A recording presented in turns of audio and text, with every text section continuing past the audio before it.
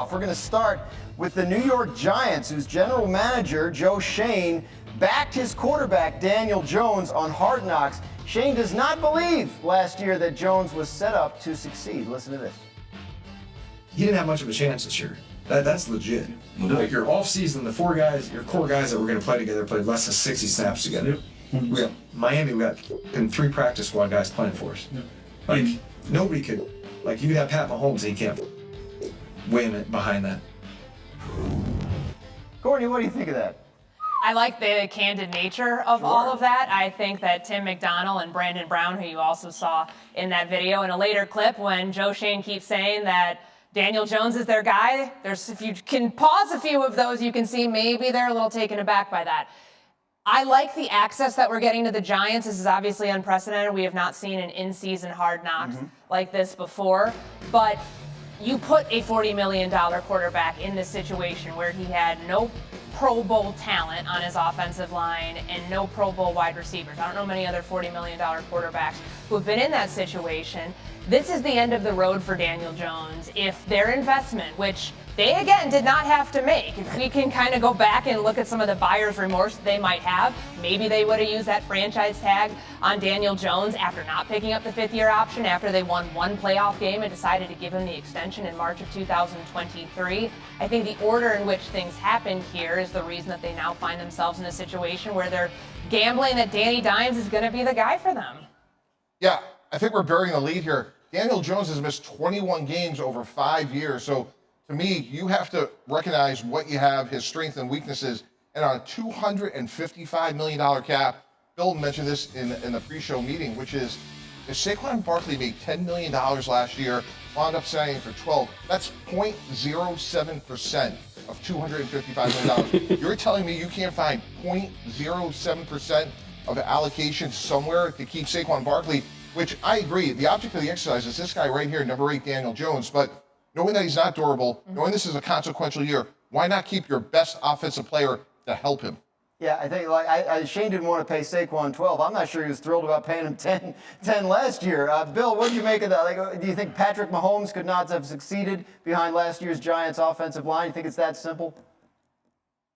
I know a lot of Giants fans who would like to see Patrick Mahomes try in a Giants uniform, to be honest with you, Dan. But I really do feel like we're sort of burying part of the lead here as well when it comes to the offensive line, which, yes, there were a bunch of injuries up front that the Giants couldn't have accounted for. But the biggest disappointment on that line is the right tackle, Evan Neal, who was not healthy and didn't play well when he was healthy. And the guy who drafted Evan Neal is the guy in that video, Joe Schoen. So maybe if they made a better pick along the offensive line in the 2022 draft, maybe they wouldn't be having quite as many problems up front, and Daniel Jones, as much as he might struggle, might have a better chance of succeeding with better players in front of him.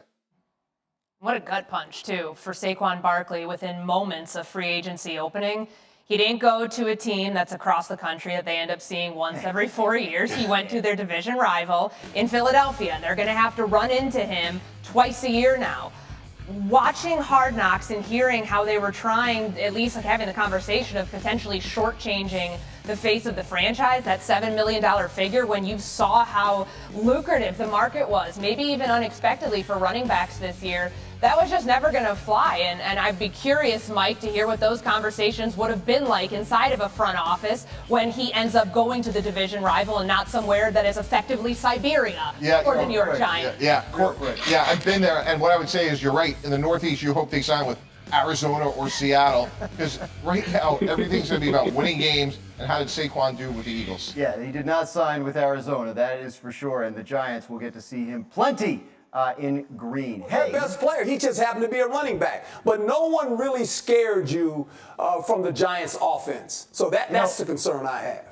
You know who it sounds like they did scare was their general manager, Joe Schoen, because he was talking on this offseason Hard Knocks they're doing over on HBO. A lot of the struggles Daniel Jones had last year, he put on the offensive line. Listen to this. He didn't have much of a chance this year. That's legit. Like your off-season, the four guys, your core guys that were going to play together played less than 60 snaps together. We got Miami, we got 3 practice squad guys playing for us. Like nobody could. Like you could have Pat Mahomes and he can't win behind that. I'm not sure he's right on that last point, but that's a Mahomes conversation. What'd you think of that from the GM? Yeah, I was stunned by that Mahomes comment as well. Look, I think fundamentally, we've talked about this. If Daniel Jones is your quarterback, first of all, you know durability is an issue. To me, that's a threshold question. Missed 21 games. And Herm just nailed it to me, which is, what is going to make Daniel Jones successful? It's Saquon Barkley. You paid him $10 million a year the year before. If it has to go up to 12 or even 13 because of a $255 million salary cap, guys, that is easy to find. So as Jones Shane alluded to, this is a consequential year for Daniel Jones. What better way to help him than to keep Saquon Barkley, much the way we saw a lot of success with Christian McCaffrey with the 49ers. Herm, I saw you laughing there a little bit when you were listening to those Joe Shane comments. What'd you think? Well, what is he supposed to say? He picked him. He paid him the money, right? So he's betting on the guy he picked and the guy that he gave the contract to. And I get that part of it. But this young man needs to be protected, obviously. They got to have a passing game where he gets the ball out very quickly, because I don't know how good their offensive line is. When you think about these guys, the Giants in the NFC East, who's the worst team? Them or Washington? Right? Because we know the Eagles are good. We know the Dallas Cowboys are going to be good. So who's fighting for fourth place? Right now, for me, it's the Giants. And look, Washington is going to start a rookie quarterback. But I think that quarterback is a better quarterback than the Giants have. And Jaden Daniels. Bill, what do you think? Well, I'll tell you, the argument that they should have surrounded Daniel Jones with more talent is one I agree with. But you know what makes it harder to surround your quarterback with talent is paying your quarterback $40 million a year. And I think that's the bigger problem here, is that we haven't seen Daniel Jones really play at a high level for an extended period of time. And we can say, hey, he's had injuries. Well, he's part of the reason why he's been injured is that he holds the ball for a long period of time. When he's played very well, the second half of 2022, even that was a very, low risk, get the ball out quick, low efficiency or high efficiency, but low ceiling offense. I don't know that he's a $40 million quarterback, even with the right pieces around him. Well, I got to tell you guys, Joe Shane is kind of a viral star of this Hard Knocks franchise, because he had another very interesting exchange between himself and Giants executive Tim McDonald about, should they pay Saquon? Should they let him go? Here, listen to what he had to say here. We lose Saquon, right? What's our identity going to be on offense now? What's our plan what's the next step of that? We got to upgrade the offensive line, and you're paying the guy $40 million. It's not to hand the ball off to a $12 million back. Thoughts?